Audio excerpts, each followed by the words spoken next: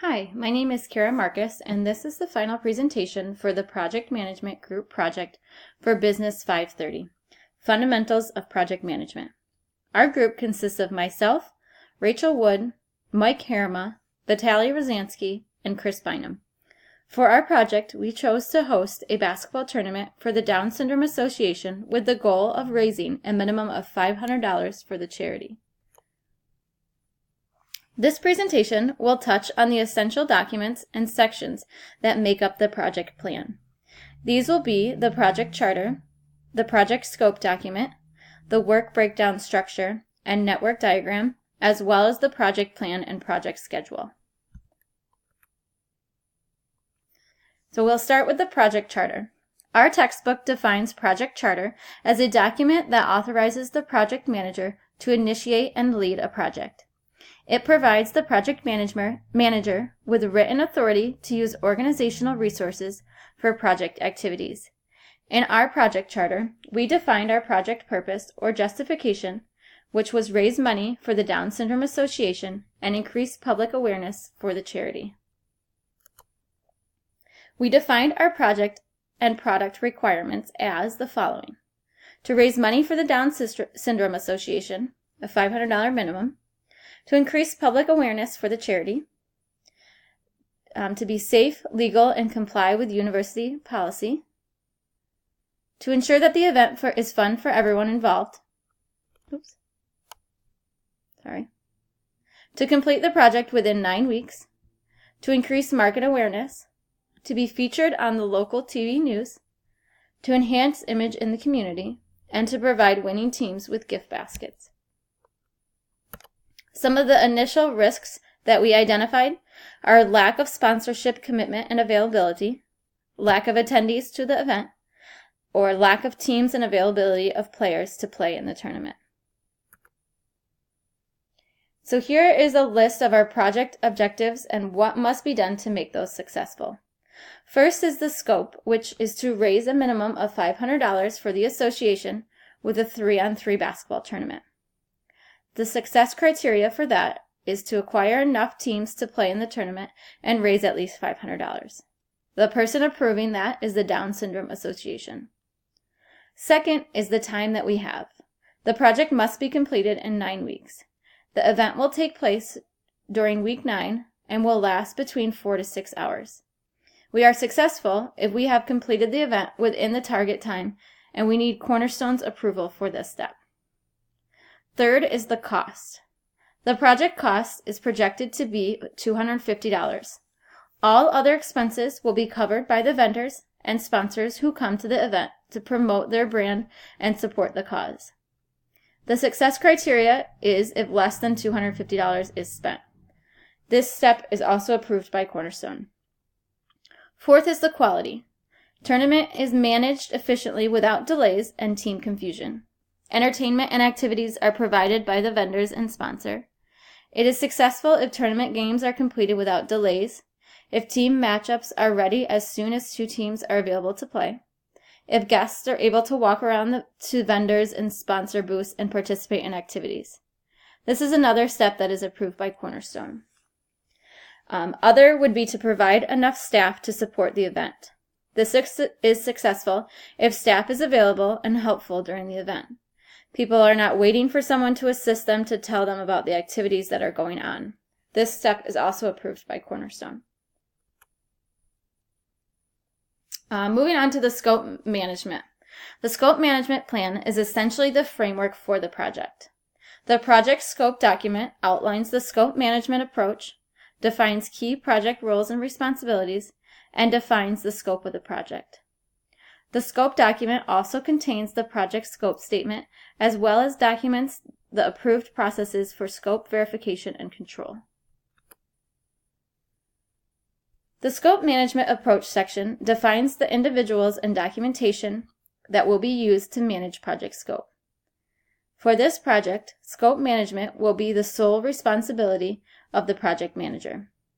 The project scope will be defined by the project scope statement, the work breakdown structure, and work breakdown structure dictionary. All essential documentation that will be used to measure scope through the duration of the project will be established and approved by the project manager, sponsor, and stakeholders. This section also outlines processes for change control. For this project, change will be controlled by the project manager through the form of change request and will receive final approval through the Change Control Board. The Roles and Responsibilities section provides detailed information on the roles and responsibilities of the project manager, project team members, project sponsor, and the charitable organization. In the case of this project, Cornerstone University is the project sponsor, with Rachel Wood acting as the project manager. Mike, Vitali, Chris, and Kara make up the project team, and the Down Syndrome Association will be the charitable organization. The Scope Definition section defines the project scope and provides information regarding the decision process through which the project was selected. In the case of this project, it was determined that a project should be selected which aligned with the mission and vision statement of Cornerstone University. An analysis of current outreach programs conducted by the university indicated that the Down Syndrome Association was an area for ministry and outreach opportunity. In addition, it was determined that Cornerstone's emphasis on athletics, and available facilities would be easily accommodate a basketball tournament. The project scope statement outlines the details of the project and provides specific information regarding project deliverables. In this case, the project will be a charity event for the Down Syndrome Association with the intent to raise a minimum of $500 for the association. Additional project deliverables will be in the form of increased public awareness of the charity organization, as well as the enhancement of Cornerstone's image in the community. The event itself will consist of a 3-on-3 basketball tournament with a limit of 6 hours in duration. Registered teams must consist of current Cornerstone students, and the events will be hosted in Cornerstone's main arena.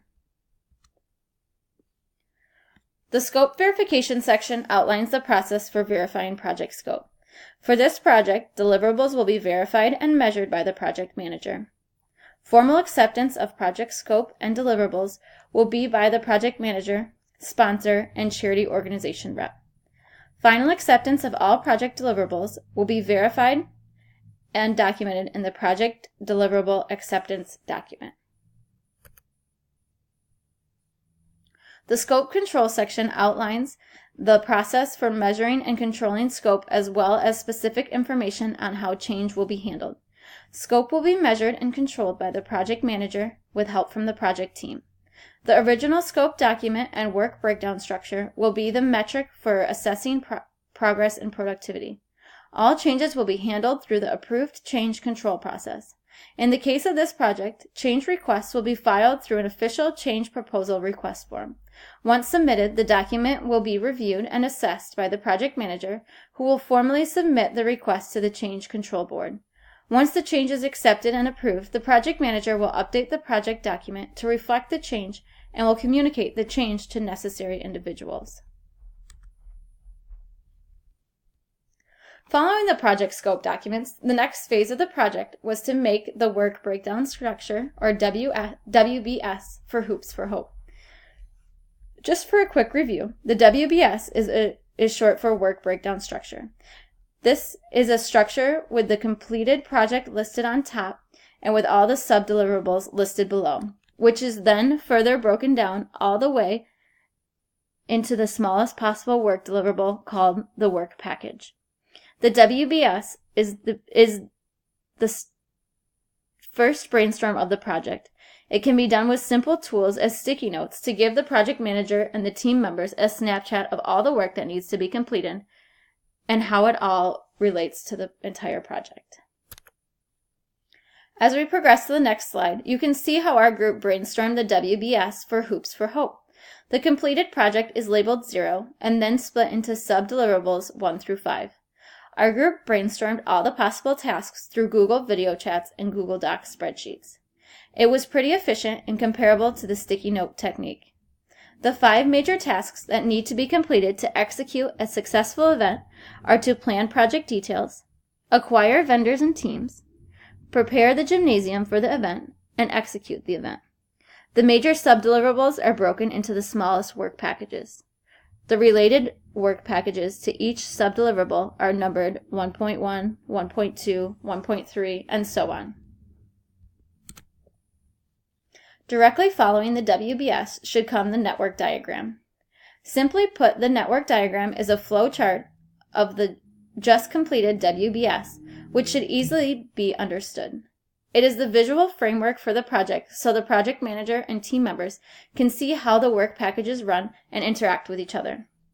Here, these work packages are called activities, and one can easily see the path when the activities merge with one another and when different parts of the project run concurrently with each other. These are two basic organizational frameworks, which are called either nodes of activity or arrows of activity, with nodes of activity taking precedence with the advent of computers. Seen here is a network diagram for our project. The completed project is at the far left, with the arrows flowing to the major subdeliverables. The activities preceding are shown to be running at the same time or are considered parallel activities. Some activities are bursting, meaning that two or more activities are immediately following it, and some are merge activities, meaning that two or more activities are preceded it. Through it all, however, one should be able to trace the path to project completion. Now that we have discussed WBS and the network diagram, let's take a look at the project plan. As noted in the WBS, we took a deliverable-based approach when developing the scheduled activities. Essentially, we took the WBS and converted it into the project schedule. At this point, we added the activity durations, predecessors, and resources to formulate the schedule. With this,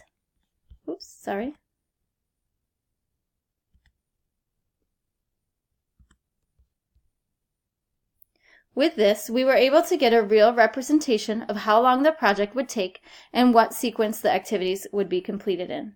The schedule also allowed us to determine our critical path and identify potential risk within the project. Knowing the critical path helped us look at the tasks that we could not delay, otherwise we would be in jeopardy of completing the project on time. Overall, the project would take us 64 days, but only 63 days to complete the event, which is right on with the required project date of 9 weeks.